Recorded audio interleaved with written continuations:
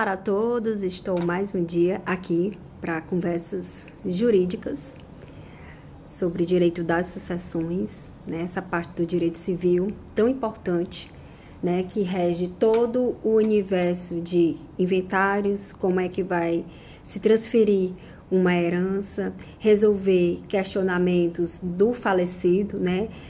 Sobre direitos, dívidas, bens, né? Sobre isso a gente vai tratar hoje. Vou trazer os principais termos jurídicos utilizados no processo de inventários, os mais visuais, para a gente ter a noção desse mundo de inventários. Vou começar aqui falando sobre o espólio, né? Esses termos às vezes faz com que a gente até dificulte um pouco o aprendizado, né? E distancie um pouco da importância de se fazer o inventário, porque se distancia muito do público, né, dos nossos possíveis clientes, porque eles nem sabem a noção da real importância desse instituto do inventário, né?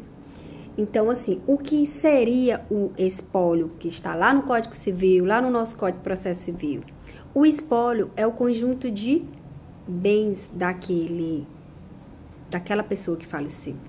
Quando eu digo é a universalidade de tudo, o espólio deixado por eles são direitos da pessoa falecida, são os bens, são as dívidas, o espólio é tudo, tanto bens, né, os ativos, como as dívidas, como os direitos. Às vezes ele tem um direito no nome da empresa, essas coisas, então, direitos autorais, então tudo que possuía, né, aquela pessoa falecida vai ser dita como espólio. E o que são outro termo utilizado, né, encontrado em todo inventário, é a questão, vamos lá, aqui do de cujus. Essa expressão, ela é latina, né, de cujus. Então, vou usar aqui uma frase, né? O espólio deixado pelo de cujus. Gente, a gente fica meio perdido, né? O espólio deixado pelo de cujus. O que é isso? Espólio, que a gente acabou de explicar um pouco, né? O espólio é essa universalidade deixada pelaquela pessoa falecida. E o que é o de cujus? É uma expressão latina que significa pessoa falecida, certo? Então, a pessoa falecida tá lá, de cujus, certo? Uma outra expressão usada em todos os inventários é o imposto. Todos os inventários têm que ter o imposto pago. Esse imposto é o ITCMD. O que significa? Em alguns estados também tem a nomenclatura ITCD, né? Não tem CM, então varia de um estado para outro a questão da nomenclatura do imposto, mas é a mesma coisa. O que seria? Seria imposto estadual, vai variar de cada estado. Cada estado tem a sua alíquota, né? Ou seja, às vezes varia, né? Que pode recair do patrimônio vai recair no patrimônio do falecido, né? Então, varia, às vezes é 4%, 5%, então cada estado tem a sua alíquota, é um imposto estadual e significa imposto, transmissão, causa, mortes ou doação. Ou seja, em toda doação, em toda transferência, causa morte, ou seja, de acordo com a morte da pessoa, vai ser devido aquele imposto, ou seja, vai ser cobrado aquele imposto. Ele tem que ser obrigatoriamente pago em todos os processos de inventário, extrajudicialmente, né, no cartório ou judicialmente, certo? Então, outra nomenclatura é o ITCMD. Outra nomenclatura, outro termo utilizado em todos os inventários, deixa eu ver, é a herança. O que é a herança? A herança é o que você herdou, certo? Então, assim, a gente pode, algumas vezes, ela é utilizada como sinônimo do espólio. Mas o espólio é a universalidade de tudo, certo? Das relações obrigacionais que aquela pessoa falecida deixou, que aquele de cujus deixou, certo? Mas, assim, a herança é o que você vai herdar, sabe? A herança aí, o bem que você herdou é uma herança, certo? Por quê? Porque você não herda dívidas. E no espólio tem as dívidas. Você não herda as dívidas por quê? Porque nenhum herdeiro vai ser compelido, vai ser obrigado a pagar dívidas da pessoa falecida. O seu filho, o seu cônjuge, né, ou companheiro, ele não vai ser obrigado a pagar as dívidas deixadas pelaquela pessoa. Quem é que responde pelas dívidas? É o patrimônio daquela pessoa. Se o patrimônio não deu, não tem dívidas a ser cobrada por seus herdeiros. Não existe isso, certo? Então, a herança, ela responde até o percentual dela própria. Ou seja, tem 200 mil de patrimônio, vai responder até 200 mil de dívidas. Se for 100 mil de dívidas, vai sobrar um saldo de 100 mil. Então, 100 mil vai ser a herança daquele falecido. E o espólio, o que seria o espólio? Para a gente tentar um pouco dividir, né, de distinguir um pouco, mas muitas vezes são usados como sinônimo. O espólio seria tudo, seria a dívida de 200 mil, de 100 mil, e seria a herança, seriam os bens, tipo, que desse 200 mil. Então, isso era o espólio, porque ele é uma universalidade. A herança, ela já, tipo, é o que você herdaria. Mas se a dívida fosse 200 mil, você não herdaria nada.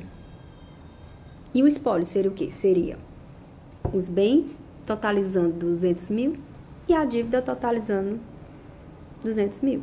Então, não sobraria nada para se herdar. Outro termo utilizado em todos os processos de inventário, né? Vai ter que ter lá o tópico, a partilha, certo? O que seria a partilha? É quando eu individualizo aquele bem. Por quê? Porque no processo de inventário, rege o princípio do condomínio, né? As leis que regem o condomínio é o que a gente vai trazer também para reger, né, os inventários. Por quê? Porque não pode existir a individualização de bens no inventário até a fase da partilha, certo? Então, eu tenho os bens como uma universalidade, ou seja, todos os herdeiros, eles vão herdar essa universalidade. Você não pode, antes da partilha, dizer você vai ficar com a casa, eu vou ficar com esse carro, o fulano de tal vai ficar com a chácara, o cicrano vai ficar com esse ponto comercial, o beltrano com aquela moto que vale muito, um terreno, alguma coisa. Não se pode falar. Eu sei que na prática os herdeiros tendem a fazer isso, mas juridicamente falando, não é aceito. Eles não são protegidos juridicamente. Então, nós, advogados e estudantes de direito, tem que ter essa real noção, esse real entendimento, que no processo de inventário, o que rege é a universalidade de bens e não um bem individualizado.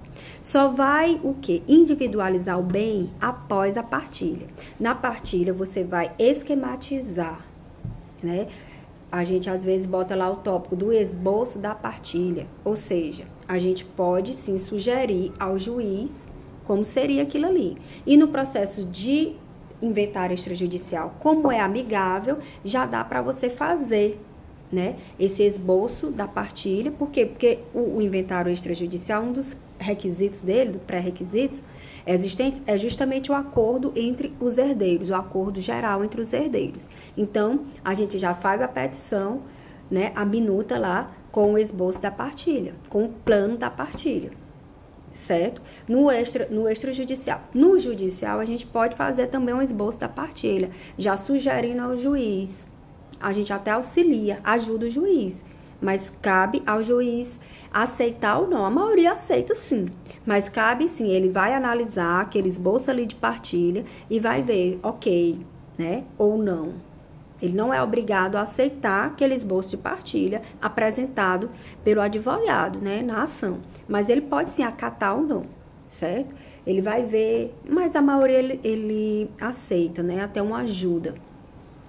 Então, a partilha é isso, é quando eu individualizo, eu pego a porção para cada um. eu partilhei, eu dei uma porção para cada um, para cada herdeiro, certo? Então, aí eu partilhei. E qual é o princípio, né? Quando eu era estudante de direito, quando eu estava na faculdade, eu gostava muito de estudar os princípios, né? As causas, né? O que rege cada direito, o princípio. Eu gosto muito de estudar a parte histórica daquelas coisas. E aí o princípio, tanto é que a minha monografia, né? Ela foi sobre o princípio do devido processo legal, de tanto que eu gosto de estudar sobre princípios. Gostava muito na época da faculdade. E o princípio que rege, né, o universo dos inventários, tanto judicialmente como extrajudicialmente, ou seja, todos os inventários, é o princípio da Saicine.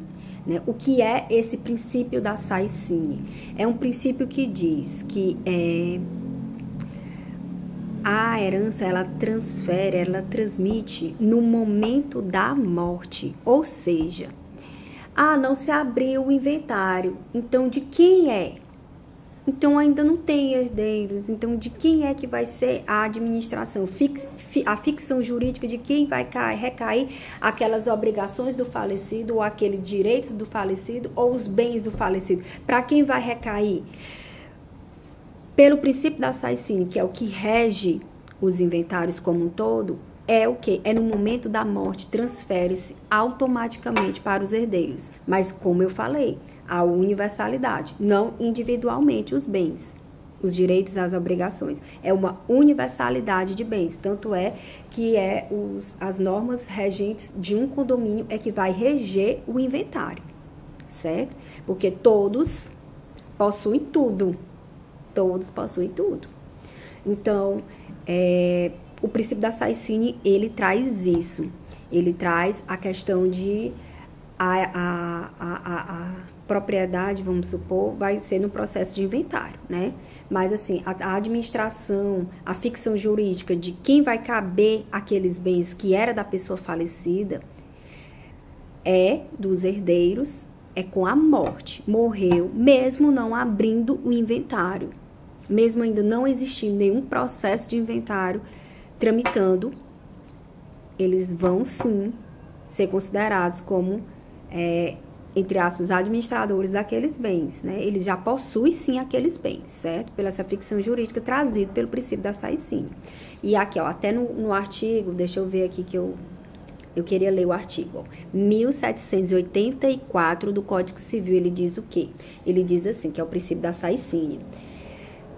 Aberta a sucessão, a herança transmite-se desde logo aos herdeiros legítimos e testamentários, certo? Porque aberta a sucessão. Quando é que abre a sucessão? Não é com o inventário, é com a morte.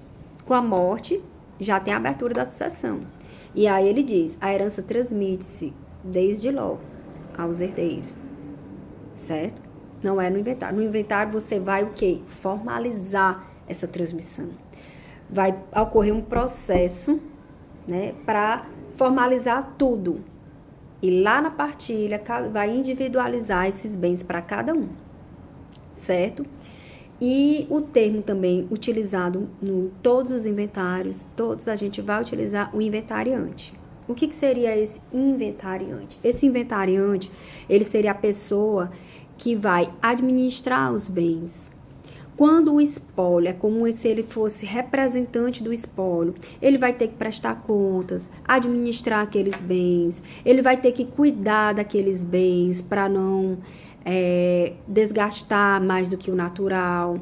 É uma administração. Então, quando o juiz também emite, né, algum ofício para cumprir alguma coisa, vai ser o quê? Vai ser em nome do inventariante. Ele vai, tipo, como representar, né, aquele espólio, ele vai administrar aquele espólio, né, aquela universalidade de bens, de obrigações que o falecido tinha enquanto vida, e dentro do processo de inventário, tanto judicialmente falando como extrajudiciário, vai recair na pessoa do inventariante. Então, assim, quem é que pode ser inventariante? O código, né, o nosso CPC de 2015, ele diz, né, ele elenca taxativamente quem pode ser esses inventariantes, certo? Não é qualquer pessoa né, que pode ter esse cargo de inventariante, porque ele vai ser o quê? Ele vai ser um porta-voz daquele espólio, né? Então, elencado lá, deixa eu ver aqui, lá no artigo do Código Processo Civil, 617, né? Tem lá, taxativamente, quem pode ser o inventariante no processo de inventário, certo?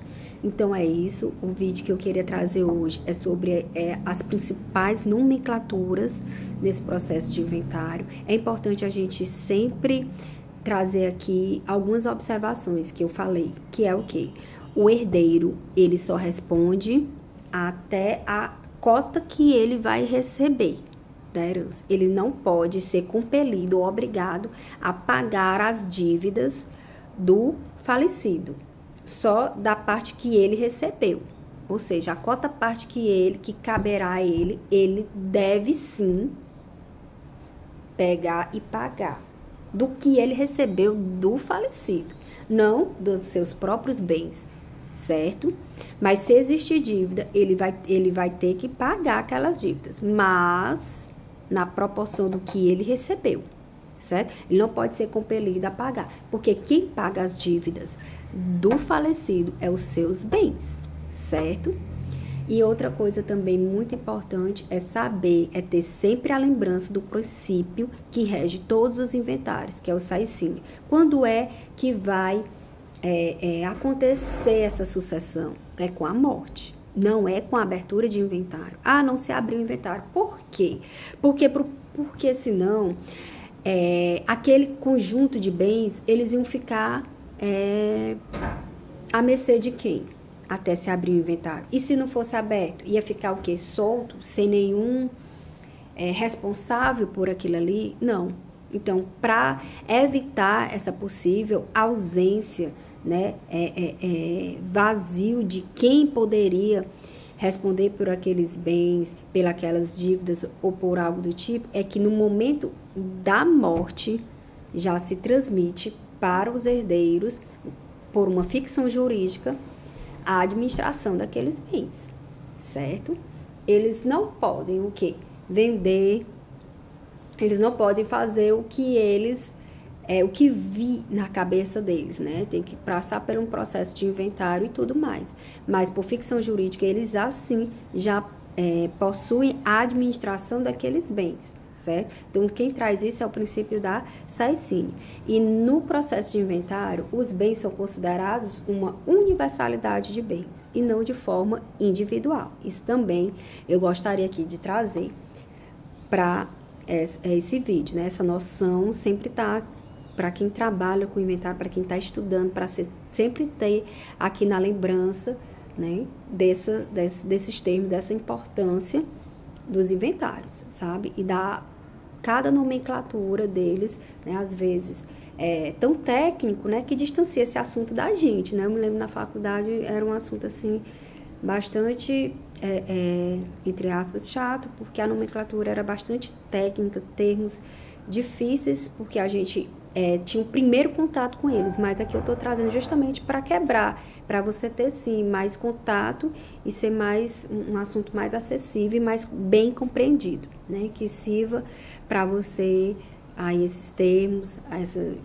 clarear mais a noção desse universo de inventários no direito das sucessões.